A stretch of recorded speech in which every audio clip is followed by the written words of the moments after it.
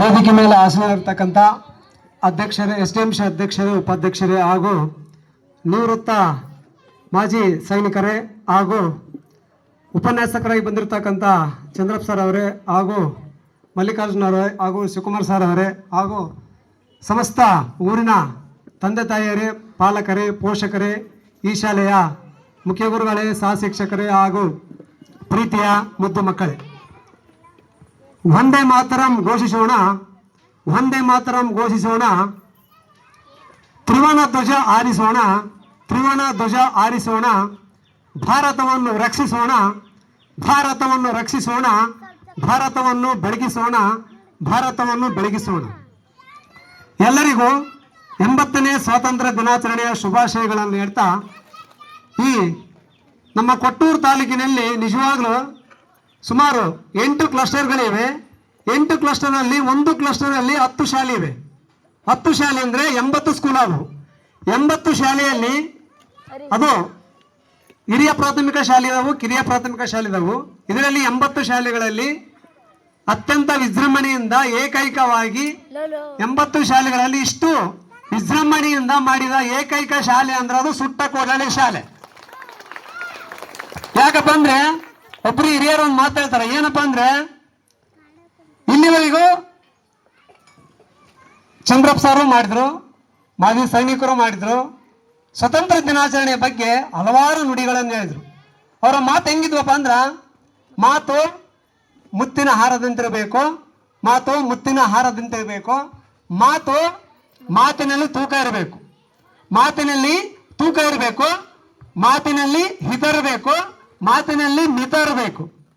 ಅವರು ಅಷ್ಟೇ ಅಚ್ಚುಕಟ್ಟಾಗಿ ಸ್ವತಂತ್ರ ದಿನಾಚರಣೆ ಬಗ್ಗೆ ಬಹಳ ಅಮೂಲ್ಯವಾದ ವಿಷಯಗಳನ್ನು ನಮಗೆಲ್ಲ ಹೇಳಿದ್ದಾರೆ.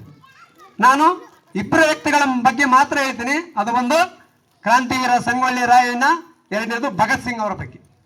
1796ರಲ್ಲಿ ಕ್ರಾಂತಿವೀರ ಸಂಗೊಳ್ಳಿ ರಾಯಣ್ಣನವರು ಕಿತ್ತೂರಿನಲ್ಲಿ ಜನಿಸ್ತಾರ. ಬೆಳಗಾವಿ ಜಿಲ್ಲೆ ಕಿತ್ತೂರಿನಲ್ಲಿ ಜನಿಸ್ತಾರ. ಕಿತ್ತೂರಿನಲ್ಲಿ ಜನಿಸಿದಾಗ ಅವರು ಪುಟ್ಟ ಮಗುವಿದ್ದಾಗ ಅವ್ರು ಹೆಂಗಿತ್ತಪ್ಪ ವರ್ತನೆ ಅಂದ್ರ, ನಮ್ಮ ಪುಟ್ಟ ಮಕ್ಕಳಿದ್ದಾಗ ಅವರು ಮಣ್ಣಿನಲ್ಲಿ ಆಟ ಆಡೋದು ಆ ತರ ಮಾಡ್ತಾ ಇದ್ರು. ಆದ್ರೆ ಕ್ರಾಂತಿವೀರ ಸಂಗೊಳ್ಳಿ ರಾಯಣ್ಣ ಆ ತರ ಇದ್ದಿಲ್ಲ. ಮಣ್ಣಿನ ಜೊತೆ, ಕಲ್ಲಿನ ಜೊತೆ, ಮರದ ಜೊತೆ ಕುಸ್ತಿ ಆಗ್ತಾ ಇದ್ರು. ಆದ್ರೆ ಅಷ್ಟೊಂದು ವೀರತನ ಅವ್ರಿಗಿತ್ತು. ಯಾಕೈತಪ್ಪ ಅಂದ್ರೆ ಅವರ ತಾತ, ಅವ್ರ ತಾತ ಇದ್ದ ವೀರಪ್ಪ ದೇಸಾಯಿ ಅಂತ ಹೇಳಿ. ಅವರ ತಾತ ಇದ್ದ. ಅವರ ತಾತನಿಗೆ ಒಂದು ಬಿರುದಿತ್ತು, 1000 ಒಂಟೆಗಳ ಸರ್ದಾರ ಅಂತ ಒಂದು ಬಿರುದಿತ್ತು. ಅದನ್ನು ಬ್ರಿಟಿಷ್ ಅವರು ಕೊಟ್ಟಿದ್ರು. 1000 ಒಂಟೆಗಳ ಸರ್ದಾರ್ ಅಂತ ಹೇಳಿ ಒಂದು ಬಿರುದು ಕೊಟ್ಟಿದ್ರು. ಅವರ ಪ್ರೇರೇಪಣೆಯಿಂದ ಸಂಗೊಳ್ಳಿ ರಾಯಣ್ಣರವರು ಅವರು ಮೊದಲಿಗೆ ಪ್ರಾಥಮಿಕ ಶಿಕ್ಷಣವನ್ನು ಓಸಕ್ಕೆ ಸಾರಿ ಕಳಿಸಿದ್ರು. ಅವಾಗ ಏನಾಯ್ತು, ಅವರು ಓದಿಗಿಂತ ಹೆಚ್ಚಾಗಿ ಆಯುಧಗಳನ್ನು ಕಲಿಯಲು ಪ್ರಾರಂಭಿಸಿದ್ರು, ಕತ್ತಿ ಹಿಡಿಯಲು ಪ್ರಾರಂಭಿಸಿದ್ರು, ಆಮೇಲೆ ಗರಡಿಯಲ್ಲಿ ಕುಸ್ತಿ ಆಡಲು ಪ್ರಾರಂಭಿಸಿದರು. ಓದಿಗಿಂತ ಅತಿ ಹೆಚ್ಚಾಗಿ ಯುದ್ಧದ ಕಲೆಗಳನ್ನು ಪ್ರಾರಂಭಿಸಿದವರು. ಈಜುವುದು, ಮರ ಹತ್ತುವುದು, ಕತ್ತಿಯಿಂದ ಯುದ್ಧ ಮಾಡುವುದು, ಬಂದೂಕಿಂದ ಯುದ್ಧ ಮಾಡುವುದು, ಇಂಥ ತರಬೇತಿಯನ್ನು ಪಡೆದರು ಕ್ರಾಂತಿವೀರ ಸಂಗೊಳ್ಳಿ ರಾಯಣ್ಣರವರು. ಇವರ ಪ್ರಗತಿ ಹೇಗಾಯ್ತಪ್ಪ ಅಂದ್ರೆ, ಸುಮಾರು ದೊಡ್ಡ ಕಲ್ಲುಗಳನ್ನು ಎತ್ತುವುದು, ಮರಗಳನ್ನು ಏರುವುದು. ಇದು ಏನಾಯ್ತು, ಕಿತ್ತೂರಿನಲ್ಲಿ ದೇಸಾಯಿ ಅವರು ಏನ್ ಮಾಡಿದ್ರು, ಕಿತ್ತೂರು ರಾಣಿ ಚೆನ್ನಮ್ಮ, ಮಲ್ಲಸರ್ಜ ದೇಸಾಯಿ ಅವರು ಅವಾಗ ಕಿತ್ತೂರನ್ನು ಆಳ್ತಾ ಇದ್ರು. ಆ ಸಂದರ್ಭದಲ್ಲಿ ಏನ್ ಮಾಡಿದ್ರು, ಇವರ ಪರಾಕ್ರಮ ದೇಸಾಯಿ ಅವರಿಗೆ ಗೊತ್ತಾಯ್ತು. ಗೊತ್ತಾಗಿ ಒಂದ್ಸಲ ಏನ್ ಮಾಡಿದ್ರು, ಆ ಸಂಗೊಳ್ಳಿ ರಾಯಣ್ಣನನ್ನು ತಮ್ಮ ಕಿತ್ತೂರು ಸೈನ್ಯಕ್ಕೆ ಸೇರಿಸಿಕೊಂಡ್ರು. ಸೇರಿಸಿಬಿಟ್ಟು ಏನ್ ಮಾಡಿದ್ರು, ಅವಾಗ ಅವನು ಎಷ್ಟು ಪ್ರಾಮಾಣಿಕನಾಗಿದ್ದಪ್ಪ ಅಂದ್ರೆ, ಕಿತ್ತೂರು ರಾಣಿ ಚೆನ್ನಮ್ಮನಿಗೆ ಅಪ್ಪಟ ಪ್ರಾಮಾಣಿಕ, ಸಂಗೊಳ್ಳಿ ರಾಯಣ್ಣ ಏನೇತನ ಅದೇ ಫೈನಲ್. ಅಷ್ಟರವರೆಗೂ ಸಂಗೊಳ್ಳಿ ರಾಯಣ್ಣ ಆ ಕಿತ್ತೂರು ರಾಣಿಗೆ ಏನಾದ ಅಪ್ರಾಮಾಣಿಕ ಮತ್ತು ದಕ್ಷ ಉಪ ಸೇನಾಧಿಪತಿಯಾದ. ಅವಾಗ ಕೆಲವು ದಿನಗಳ ನಂತರ ಏನಾಯ್ತು, ಮಲ್ಲಸರ್ಜ ಅವರು ಸಾಯ್ತಾರೆ. ಸತ್ತ ನಂತರ ಏನಕತಿ, ಅವಾಗ ಶಿವಲಿಂಗ ರುದ್ರ ಸರ್ಜಾ ಅಂತ ಹೇಳಿ ಕಿತ್ತೂರು ರಾಣಿ ಚೆನ್ನಮ್ಮನ ಮಗ ಅಧಿಕಾರಕ್ಕೆ ಬರ್ತಾನೆ. ಅಧಿಕಾರ ಬಂದ ಕೆಲವೇ 6 ತಿಂಗಳಲ್ಲಿ ಏನಾಗ್ತತಿ, ಅನಾರೋಗ್ಯದಿಂದ ಸತ್ತೋಗ್ತಾನೆ ಶಿವಲಿಂಗ ರುದ್ರ ಸರ್ಜಾ. ಅವಾಗ ಏನ್ ಮಾಡ್ತಾನ, ಧಾರವಾಡದ ಸಾಹೇಬ ತ್ಯಾಕ್ರೆ ಏನ್ ಮಾಡ್ತಾನ, ಇದು ಒಳ್ಳೆಯ ಸಮಯ ಅಂತ ಹೇಳಿ ದತ್ತು ಮಕ್ಕಳಿಗೆ ಹಕ್ಕಿಲ್ಲ ಅಂತ ಕಾಯ್ದೆ ಜಾರಿಗೆ ತರ್ತಾನೆ. ಅದು ಕಿತ್ತೂರಿಗೆ ಹಲವಾರು ಸೈನಿಕರನ್ನ ತಂದುಬಿಟ್ಟು ಅಟ್ಯಾಕ್ ಮಾಡ್ತಾನೆ. ನಿಮಗೆ ದತ್ತು ಮಕ್ಕಳಿಗೆ ಹಕ್ಕಿಲ್ಲ ಅಂದ್ರೆ ನಿಮ್ಮ ಮಗ ಸತ್ತೋಗಿದ್ದಾನೆ, ನಮ್ಮ ಕಿತ್ತೂರು ಈಗ ಬ್ರಿಟಿಷರ ವಶ ಅಂತ ಹೇಳಿ ಅದನ್ನ ಅವ್ರು ಅಟ್ಯಾಕ್ ಮಾಡ್ತಾರ. ಅವಾಗ ಏನಾಗತಿ, ಸಂಗೊಳ್ಳಿ ರಾಯಣ್ಣ ಮತ್ತು ಬಾಳಪ್ಪ ಅಂತಕ್ಕಂಥವ್ರು ಆ ಬ್ರಿಟಿಷರನ್ನು ಅತ್ಯಂತ ಆಯುಧಗಳಿಂದ ಅವ್ರನ್ನ ತ್ಯಾಕರೆ ಸಾಹೇಬನನ್ನ ನೇರವಾಗಿ ಬಾಳಪ್ಪ ಅಂತಕ್ಕಂಥವ್ನ ತ್ಯಾಕರೆ ಸಾಹೇಬ ಎದೆಗೆ ಗುಂಡಿಟ್ಟು ಸಾಯಿಸ್ತಾನೆ. ಅಂತ ಸಂದರ್ಭದಲ್ಲಿ ಏನಾಗತಿ, ಸಂಗೊಳ್ಳಿ ರಾಯಣ್ಣ ಅವನ ಕೊಂದಿದ್ಕೋಸ್ಕರ ವಿಜಯಿಯಾಗಿ ಅವರು ಬ್ರಿಟಿಷ್ ಏನ್ ಮಾಡ್ತಾರ, ನಾವು ಕಿತ್ತೂರನ್ನು ವಶಪಡಿಸೋದಕ್ಕಾಗಲ್ಲ ಅಂತ ಹೇಳಿ ಅವರು ಬ್ರಿಟಿಷರು ಏನ್ ಮಾಡ್ತಾರ, ಎದುರಿ ಓಡಾಕ್ತಾರ. ಅದೇ ರೀತಿ ನೋಡ್ರಿ, ಆಗಸ್ಟ್ 15 ಕ್ರಾಂತಿವೀರ ಸಂಗೊಳ್ಳಿ ರಾಯಣ್ಣ ಹುಟ್ಟಿದ ದಿನ. ಅದೇ ರೀತಿ ಜನವರಿ 26 ಕ್ರಾಂತಿವೀರ ಸಂಗೊಳ್ಳಿ ರಾಯಣ್ಣ ಮಡಿದ ದಿನ. ಬಹಳ ವಿಶೇಷವಾದ ಇವು ರಾಷ್ಟ್ರೀಯ ಹಬ್ಬಗಳಾಗಿ ನಾವು ಆಚರಣೆ ಮಾಡ್ತಾ ಇದ್ದೀವಿ. ಅದೇ ರೀತಿ ಅವ್ರು ಏನ್ ಮಾಡಿದ್ರು, ಕ್ರಾಂತಿವೀರ ಸಂಗೊಳ್ಳಿ ನಮ್ಮರ ಕುತಂತ್ರಿಗಳು ಏನ್ ಮಾಡಿದ್ರು, ಕ್ರಾಂತಿವೀರ ಸಂಗೊಳ್ಳಿ ರಾಯಣ್ಣನನ್ನು ದುಡ್ಡಿನ ಆಸೆಗೆ ಅವ್ರು ಏನ್ ಮಾಡಿದ್ರು, ಅವರನ್ನ ಹಿಡಿಕೊಟ್ರು. ಹಾಗಾಗಿ ಆ ಹಿಡಿದು ಕೊಡೋದಕ್ಕೋಸ್ಕರ ಏನ್ ಮಾಡಿದ್ರು, ಅವ್ರನ್ನ ಗಲ್ಲಿಗೆ ಏರಿಸಿದ್ರು. ಗಲ್ಲಿಗೆ ಏರಿಸಿದ ಪ್ರಯುಕ್ತ ಇವತ್ತಿಗೂ ಆ ಆಲದ ಮರವನ್ನು ನಾವು ಸ್ಮಾರಕವಾಗಿ ಪೂಜೆ ಮಾಡ್ತಾ ಇದೀವಿ.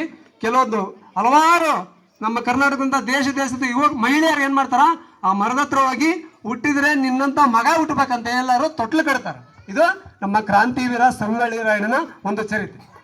ಇನ್ನೊಂದು ಭಗತ್ ಸಿಂಗ್ ಅವರು ಬೆಂಕಿ ಬಿರುಗಾಳಿದ್ದಂಗ. ಭಗತ್ ಸಿಂಗ್ ಅವರು ಕೇವಲ ಅವರು ಜೀವ ತಾಳಿದ ಕೇವಲ 23 ವರ್ಷ ಮಾತ್ರ. ಅವರು ಪಂಜಾಬ್ನ, ಈಗ ಸಾರಿ ಹೇಳಿದ್ರು, ಪಂಜಾಬ್ನ ಅಮೃತಸರದಲ್ಲಿ ಜಲಿಯನ್ ವಾಲಾಬಾಗ್ ಹತ್ಯಾಕಾಂಡ ಹೇಳಿದ್ರು ಅವರು. ಅವರ ತಂದೆ ತಾಯಿ ಕಿಶನ್ ಸಿಂಗ್ ಮತ್ತು ವಿದ್ಯಾವತಿ ಅವರು ಹುಟ್ಟುವಾಗ ಅವ್ರ ತಂದೆ ಮತ್ತೆ ಅವ್ರ ಚಿಕ್ಕಪ್ಪ ಏನಾಗಿರ್ತಾರೆ, ಜೈಲಿಗೆ ಹೋಗಿರ್ತಾರೆ. ಯಾರು ಭಗತ್ ಸಿಂಗ್ ಹುಟ್ಟುವಾಗ ಸುಮಾರು ದಿನಗಳ ನಂತರ ಜೈಲಿಂದ ಬಿಡುಗಡೆ ಆಗಿ ಬರ್ತಾರೆ. ಬಿಡುಗಡೆ ಆಗಿ ಬಂದಾಗ ಅವನು 3 ವರ್ಷದಲ್ಲಿ ಇರ್ತಾನೆ. ಭಗತ್ ಸಿಂಗ್ 3 ವರ್ಷ ಇದ್ದಾಗ ಅವ್ನು ನೆಲದಲ್ಲಿ ಆಟ ಆಡ್ತಾ ಇರ್ತಾನೆ. ಅವಾಗ ಅವ್ರಪ್ಪ ಅವ್ರ ಚಿಕ್ಕಪ್ಪರು ಜೈಲಿಂದ ಬರ್ತಾರೆ. ಬಂದು ಏನ್ ಮಾಡ್ತದೆಯಪ್ಪ ಅಂತ ಕೇಳ್ತಾನೆ. ಆ ಮಗು ಏನ್ ಹೇಳ್ತದೆ ಗೊತ್ತರ ಉತ್ತರ ಬಹಳ ರೋಮಾಂಚನಕಾರಿ ಆಗುತ್ತೆ. ಏನಾಗುತ್ತಪ್ಪ ಅಂದ್ರೆ, ಇಲ್ಲ ನಾನು ಮಣ್ಣಲ್ಲಿ ಬಂದೂಕನ್ನು ಬಿತ್ತಾ ಇದೀನಿ, ಅವ ದೊಡ್ಡವಾದ್ಮೇಲೆ ನಾನು ಬ್ರಿಟಿಷರನ್ನು ಕೊಲ್ತೀನಿ ಅಂತ ಹೇಳ್ತಾನೆ. ನೋಡ್ರಿ, ಅಷ್ಟೊಂದು ವೀರ ಭಾವನೆ ಆ ಮಗುವಿನಲ್ಲಿ ಹೆಂಗ್ ಬಂತಪ್ಪ ಅಂದ್ರೆ, ಅವರ ಚಿಕ್ಕಪ್ಪ ಅವರ ತಂದೆ ತಾಯಿ ಸ್ವತಂತ್ರ ಹೋರಾಟಗಾರರಲ್ಲಿ ಬೆಳೆದಿದ್ದು ಅವರ ಪ್ರೇರಿತವಾಗಿ ಅವ್ರು ಏನ್ ಮಾಡಿದ್ರು, ಅಷ್ಟೊಂದು ಕಿಚ್ಚು ಆ ಮಗುವಿನಲ್ಲಿ ಭಗತ್ ಸಿಂಗ್ ಅಲ್ಲಿ ಇತ್ತು. ಪ್ರಾಥಮಿಕ ಶಿಕ್ಷಣ ಮುಗಿಸ್ಕೊಂಡು ನೆಕ್ಸ್ಟ್ ಹೈಸ್ಕೂಲಿಗೆ ಏನ್ ಮಾಡ್ತಾನ, ವೇದಿಕ್ ಸ್ಕೂಲ್ ಅಂತೇಳಿ ಲಾಹೋರಿಗೆ ಬರ್ತಾನೆ. ಲಾಹೋರಿಗೆ ಬಂದಾಗ 1919 ಏಪ್ರಿಲ್ 23 ಸಾರಿ ಹೇಳಿದ್ರು, ಜಲಿಯನ್ ವಾಲಾಬಾಗ್ ಹತ್ಯಾಕಾಂಡ ಆಯ್ತು. ಆದ್ಮೇಲೆ ಅಲ್ಲಿರ್ತಕ್ಕಂಥ ಎಲ್ಲಾ ಜನರು ಆ ಬಾವಿಯಲ್ಲಿ ಬಿದ್ದಿರ್ತಕ್ಕಂಥವ್ರವನ್ನ ಜಲಿಯನ್ ವಾಲಾಬಾಗ್ ಪಾರ್ಕ್ ಅಲ್ಲಿ ಇರ್ತಕ್ಕಂಥ ಎಲ್ಲಾ ಹೆಣಗಳನ್ನು ತಕೊಂಡು ಹೋಗ್ತಾರ. ಆ ಸುದ್ದಿ ಏನು ಗೊತ್ತಾಗುತ್ತೆ, ಭಗತ್ ಸಿಂಗ್ ಗೊತ್ತಾಗುತ್ತೆ. ಭಗತ್ ಸಿಂಗ್ ಏನ್ ಮಾಡ್ತಾನ, ಅಲ್ಲಿಗೆ ಹೋಗಿ ಒಂದು ಸಣ್ಣ ಬಾಟ್ಲಿಯಲ್ಲಿ ಒಂದು ಗಾಜಿನ ಬಾಟ್ಲಿ ತಗೊಂತಾನ. ಆ ಬಾಟ್ಲಿ ತಗೊಂಡು ಆ ಬಿದ್ದಿರ್ತಕ್ಕಂಥ ರಕ್ತವನ್ನು ಆ ಬಾಟ್ಲಿ ಒಳಗೆ ಹಾಕೊಂಡು ಹೋಗ್ತಾನ.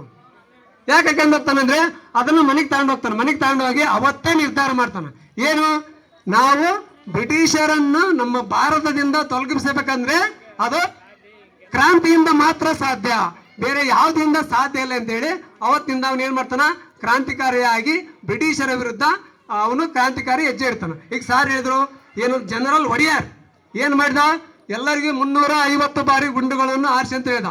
ಅವನು ಏನ್ ಮಾಡ್ತಾನ, ಭಗತ್ ಸಿಂಗ್ ಆ ಜನರಲ್ ಒಡೆಯರ್ನ ಕೊಲ್ಲಕ್ಕಂತ ಹೇಳಿ ಹೊರಗಡೆ ಅವರು 3 ಆಜಾದ್, ರಾಜ್ಗುರು, ಆಜಾದ್ ಮತ್ತು ಭಗತ್ ಸಿಂಗ್ ಕಾಯ್ತಾ ಇರ್ತಾರೆ. ಅವಾಗ ಏನ್ ಮಾಡ್ತಾನೆ, ಮಿಸ್ ಆಗಿ ಜನರಲ್ ಒಡೆಯರ್ ಬಂದಂತ ಹೇಳಿ ಅವನು ಆಜಾದ್ ಏನ್ ಮಾಡ್ತಾನ, ಸನ್ನೆ ಮಾಡ್ತಾನ. ಆದ್ರೆ ಭಗತ್ ಸಿಂಗ್ ಏನ್ ಮಾಡ್ತಾನ, ಅವನ್ನ ಗುಂಡಾರಿಸ್ತಾನ. ಬೈ ಮಿಸ್ ಆಗಿ ಅಲ್ಲಿ ಪೊಲೀಸ್ ಕಮಿಷನರ್ಗೆ ಗುಂಡು ತಾಗಿ ಸತ್ತು ಹೋಗ್ತಾನೆ. ಅಲ್ಲಿ ಜನರಲ್ ಡಯರ್ ಇರಲ್ಲ. ಅವಾಗ ಏನ್ ಮಾಡ್ತಾರೆ, ಅಲ್ಲಿಂದ ಲಾಹೋರ್ಗೆ ಅವರು ಎಸ್ಕೇಪ್ ಆಗ್ತಾ ಹೋಗ್ತಾರೆ. ಅವಾಗ ಒಂದ್ಸಲ ಏನಾಗ್ತತಿ, ದೆಹಲಿಯಲ್ಲಿ ಒಂದು ಮೀಟಿಂಗ್ ಕರೆದಿರ್ತಾರೆ. ಇವರು ಭಾರತೀಯರಿಗೆ ಸೌಲಭ್ಯಗಳ ಕೊರತೆಯಿಂದ ಏನ್ ಮಾಡಬೇಕು ಅಂತ ಹೇಳಿ ಅವರಿಗೆ ಹಲವಾರು ಯೋಜನೆಗಳನ್ನು ತಂದು ಅವ್ರನ್ನ ಸ್ಟಾಪ್ ಮಾಡ್ಬೇಕಂತ ಹೇಳಿ. ಅವಾಗ ಅವ್ರಿಗೆ ಏನ್ ಗೊತ್ತಾಗುತ್ತೆ, ನಾವು ಇಲ್ಲಿ ಒಂದು ಬಾಂಬ್ ಹಾಕ್ಬೇಕಂತ ಹೇಳಿ ಆ ಭಗತ್ ಸಿಂಗ್ ಏನ್ ಮಾಡ್ತಾನ, ಯಾರೂ ಇಲ್ಲದ ಪ್ಲೇಸ್ ಅಲ್ಲಿ ಅಲ್ಲಿಗೆ ಬಾಂಬ್ ಹಾಕ್ತಾನೆ. ಬಾಂಬ್ ಹಾಕಿ ಅಲ್ಲೇ ನಿಂತ್ಕೊಂಡಿರ್ತಾನ. ಅವನು ಎಲ್ಲಿಗೆ ಹೋಗಲ್ಲ. ಯಾಕಂದ್ರ ಓಡ್ಬೋದಿತ್ತು. ಅವನು ಯಾಕೆ ಓಡ್ಲಿಲ್ಲಪ್ಪ ಅಂದ್ರೆ, ನನ್ನ ಮೂಲಕ ಇಡೀ ಭಾರತ ದೇಶದ ಜನರಿಗೆ ಭಗತ್ ಸಿಂಗ್ ಇಂದ ಇಂಥ 100 ಭಗತ್ ಸಿಂಗ್ ಹುಟ್ಲಿ ಅಂತ ಹೇಳಿ ಪ್ರಚಾರ ಆಗ್ಬೇಕಂತ ಹೇಳಿ ಅವನು ಅಲ್ಲಿ ಹೋಗ್ತಾನ. ಅಲ್ಲಿ ಅವನ್ನ ಅರೆಸ್ಟ್ ಮಾಡ್ತಾರ. ಅರೆಸ್ಟ್ ಮಾಡಿ ಜೈಲಾಗಿರ್ತಾರ. ಜೈಲಲ್ಲಿ ಇಟ್ಟ ಮೇಲೆ ಏನ್ ಮಾಡ್ತಾರ, ಜೈಲ್ ಅಧಿಕಾರಿಗಳು ಬ್ರಿಟಿಷ್ ಕೈದಿಗಳಿಗೆ ಉನ್ನತವಾದ ವ್ಯವಸ್ಥೆ ಕೊಡ್ತಾರ. ನಮ್ಮ ಭಾರತೀಯ ಕೈದಿಗಳಿಗೆ ಅಸಹ್ಯವಾಗಿ ನಡ್ಕೊತಾರ, ಊಟ ಕೊಡೋದಿಲ್ಲ, ಅಳಿಸಿದ ಊಟ ಕೊಡ್ತಾರ, ಸರಿಯಾಗಿ ಬಟ್ಟೆ ಕೊಡೋದಿಲ್ಲ, ನೀರು ಕೊಡೋದಿಲ್ಲ. ಅಂಥ ಸಮಯದಲ್ಲಿ ಅವನು 116 ದಿನಗಳ ಕಾಲ ಉಪವಾಸ ಸತ್ಯಾಗ್ರಹ ಮಾಡ್ತಾನೆ. ಅವ್ರು ಏನು ಮಾಡ್ತಾರೆ ಗೊತ್ತಾ, ಕೊನೆಗೆ ಬ್ರಿಟಿಷರು ಪೈಪ್ ಹಾಕಿ ಆ ಪೈಪಿನ ಮೂಲಕ ಹಾಲು ಹಾಕ್ತಾರೆ ಅವನ ಗಂಟ್ಲೊಳಗೆ, ಆದ್ರೆ ಅವನು ಹಾಲನ್ನು ಕುಡಿಯುವುದಿಲ್ಲ. ನೋಡ್ರಿ, ಈಗ ಬಿಟ್ರಾಗಲ್ಲ ಅಂತ ಹೇಳಿವ್ರಿಗೆ ಅವ್ರಿಗೆ ಏನ್ ಮಾಡ್ತಾರ, ಗಲ್ಲು ಶಿಕ್ಷೆ ವಿಧಿಸ್ತಾರ. ಏಪ್ರಿಲ್ 23ಗೆ ಗಲ್ಲು ಶಿಕ್ಷೆ ವಿಧಿಸ್ತಾರ ಅವ್ರಿಗೆ. ಅವಾಗ ಏನಾಗತಿ, ಈ ಅಷ್ಟೊತ್ತಿಗೆ ಇಡೀ ಭಾರತದಾದ್ಯಂತ ಭಗತ್ ಸಿಂಗಿನ ಪ್ರಭಾವ ಬತಕತಿ, ಎಲ್ಲಾ ಯುವಕರು ರೊಚ್ಚಿಗಿದಾರ. ಅವಾಗ ಏನ್ ಮಾಡ್ತಾರ, ನಾ 23 ಗಲ್ಲಿಗೇರಿಸಿದ್ರ 24 ಗ್ಯಾರಂಟಿ ಎಲ್ಲರೂ ದಂಗೆ ಎದ್ದಾಳ್ತಾರ ಅಂತ ಹೇಳಿ ಅವಾಗ ಏನ್ ಮಾಡಿದ್ರು ಇಂಗ್ಲಿಷ್ ಅಧಿಕಾರಿಗಳು 11 ಗಂಟೆ ಮುಂಚಿತವಾಗಿ ರಾತ್ರಿ 7 ಭಗತ್ ಸಿಂಗ್ನ, ರಾಜ್ಗುರುನ, ಸುಖದೇವ್ ಸಿಂಗ್ನ ಗಲ್ಲಿಗೇರಿಸಿ ಜೈಲಿನ ಗೋಡೆಯನ್ನು ಒಡೆದು ಬಿಟ್ಟು ಅದನ್ನು ತಗೊಂಡೋಗಿ ಪಾಕಿಸ್ತಾನದಲ್ಲೇ ಅವ್ರನ್ನ ಸುಟ್ಟಾಕ್ತಾರೆ. ನೋಡ್ರಿ, ಎಷ್ಟು ಸ್ವತಂತ್ರ ಹೋರಾಟಗಾರನ, ಎಷ್ಟು ಅಂದ್ರೆ ಅವ್ರ ಕೈ ಕೂಡ ಸಿಗಬಾರ್ದಂತ ಹೇಳಿ ಇಷ್ಟು ಹೋರಾಟ ಮಾಡಿದಿರ್ತಕ್ಕಂಥವ್ರನ್ನ ಸಂಗೊಳ್ಳಿ ರಾಯಣ್ಣ ಮತ್ತು ಭಗತ್ ಸಿಂಗ್ನವರ ಇಷ್ಟು ಎರಡು ವಿಶೇಷ ವ್ಯಕ್ತಿಗಳನ್ನು ನಾನು ಹೇಳಿದ್ದೀನಿ. ಕೊನೆಯದಾಗಿ ಇಲ್ಲಿರ್ತಕ್ಕಂಥ ಯುವಕರಿಗೆ ನಾವು ಒಂದೇ ಮಾತಾಡೋದು, ಸ್ವತಂತ್ರ ಅಂತಕ್ಕಂಥದ್ದು ಇದು ಒಂದು ಬಂಧನವಲ್ಲ, ಇದು ಒಂದು ಜವಾಬ್ದಾರಿ.